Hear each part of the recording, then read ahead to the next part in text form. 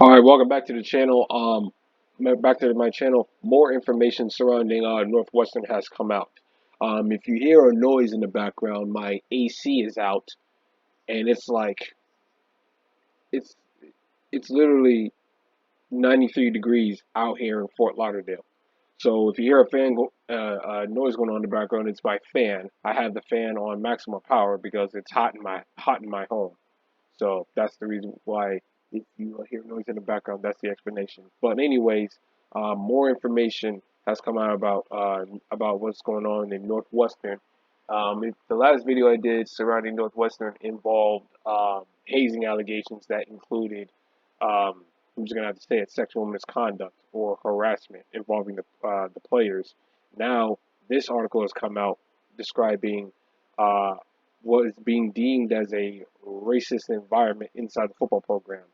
Uh, it's from the Daily Northwestern, just like the last video. It has the same contributors that I covered in the last video. Three former Northwestern football players described a culture of enabling racism to the Daily, recalling multiple racist actions and remarks from both the coaching staff and players. All three players who played for the team in the late 2000s also corroborated some of the hazing allegations that the Daily reported on Saturday. Ramon Diaz Jr., a Latino offensive lineman for Northwestern from 2005 to 2008, said his experience on the football team was hostile as a non-white player. I didn't feel like I could be anything but white, other than white. Diaz told the Daily, we never felt like we could be ourselves. We had to fit in being white or acting white or laughing at our own people. Another player who asked him to remain anonymous played through the 2009 season said the racism on the team was often blatant. He alleged Pat Fitzgerald would ask black players and coaches to cut off long hairstyles, including dreadlocks, so that they were more in line with what Fitzgerald called the Wildcat way. Now, why in the world would dreadlocks matter on a football team? It's not corporate America, and even in corporate America, I don't think that should be an appropriate topic to be discussed.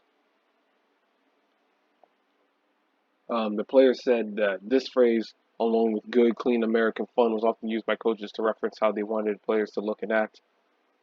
The first anonymous player said that the white players who had long hairstyles were not asked to alter their appearances.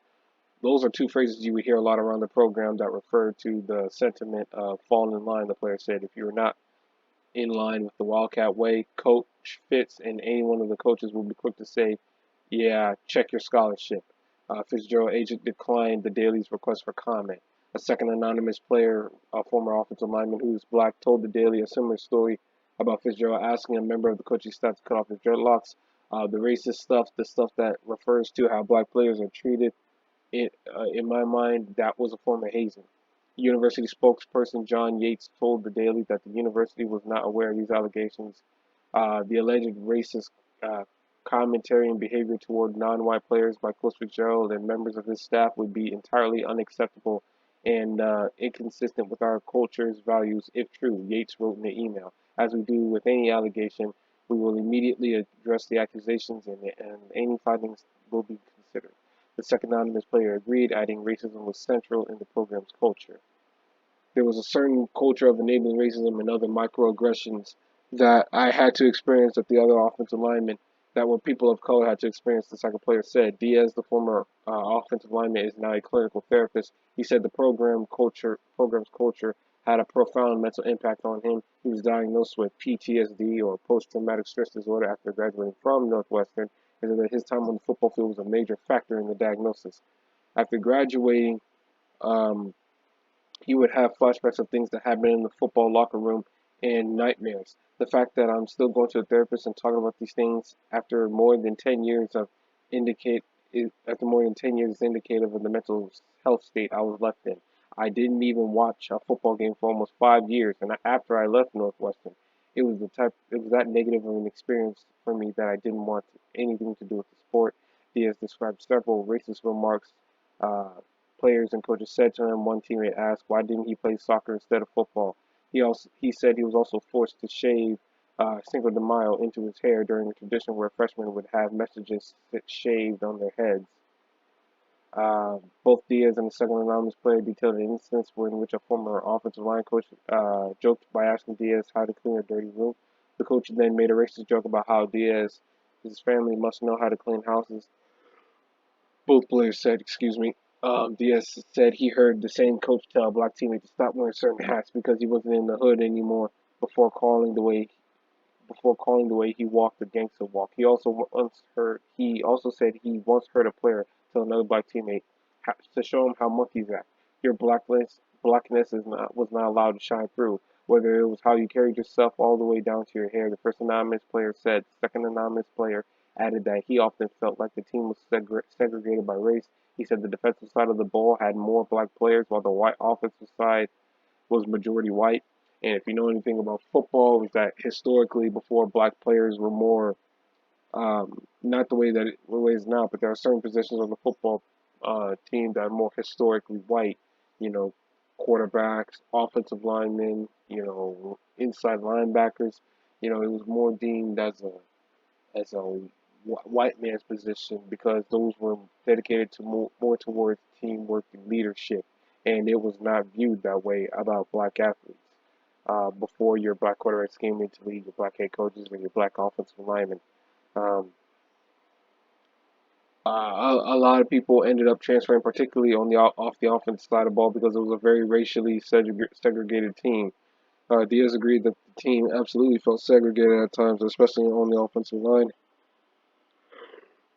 By the end of his time at Northwestern, Diaz said he felt completely alienated from his teammates and felt he had to act white to fit in. The topics of those conversations with his therapist all around my self-worth, which is a very common outcome of someone who has been under psychological control, manipulation, and abuse. All three players confirmed hazing.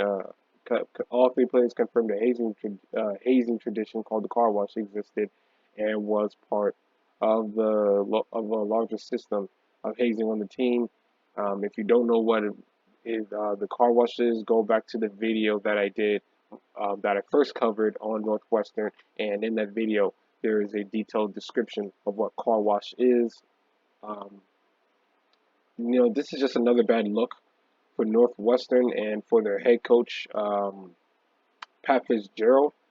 And by the way, the university, Northwestern, hired a private law firm to investigate what was going on. And as you can see here in this link, it says that the investigation has found evidence of hazing in the football program.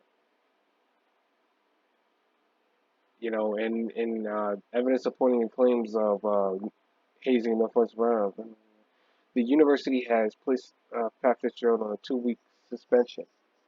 The independent investigation was publicly launched by the university in January after the school was made aware of an anonymous claim of hazing at the end of November. It was found that the complainant's claims were largely supported by evidence gathered during the investigation, including separate, inconsistent first-person accounts. Um, Pastor Joe said in a statement Friday, I was very disappointed when I heard about the allegations of hazing on our football teams. We hold our student athletes in our program to the highest standards. We will continue to work to exceed those standards moving forward. But he also said he was unaware of the alleged incidents. This is just not a good look for Pat Fitzgerald. I said in my last video that if he knew, participated, or contributed, or encouraged, or endorsed any of the claims made against Northwestern, whether it be hazing in regards to sexual embarrassment, or in this case, racial disrespect and tension in the football program, that he should not be allowed to coach another college football program or any sports team for that matter.